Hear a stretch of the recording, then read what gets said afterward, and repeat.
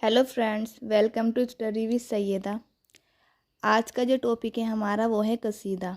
आज हम कसीदे के बारे में पढ़ेंगे, तो शुरू करते हैं आज की क्लास को।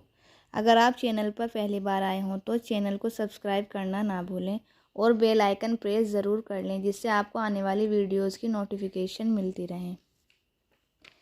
कसीदा अरबी ज़बान का लफ्ज़ है जो लफ्ज़ कसद से निकला है और इसके लग़वी मायने हैं इरादा करने के।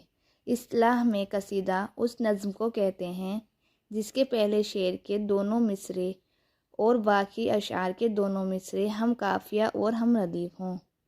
इसको आप ऐसे भी समझ सकते हैं जिसमें किसी बादशाह या बड़े आदमी की तारीफ़ की हो। कसीदे का पहला शेर को मतला कहते हैं। कभी कभी मतले की तादाद 5 तक पहुंच जाती है। कसीदे के 4 हिस्से होते हैं: तशबीब, गुरेज, मदाह और दुआ।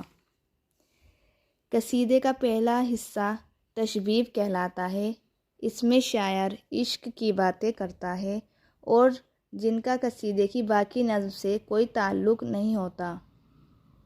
तशबीब के शेरों की तादाद बाकी नज़्म के शेरों की तादाद से ज़्यादा नहीं होनी चाहिए। नंबर 2 गुरेज, नंबर 3 मदाह, नंबर 4 दुआ। ये कसीदे के मेन पॉइंट थे और बाकी आप वीडियो को लास्ट तक देख लेना, क्योंकि अगर मैं आपको पूरे डिटेल में बताऊंगी तो वीडियो ज़्यादा लंबी हो जाएगी। वीडियो को लास्ट तक ज़रूर देखें और अगर आपको वीडियो पसंद आई हो तो प्लीज़ वीडियो को लाइक और शेयर ज़रूर करें।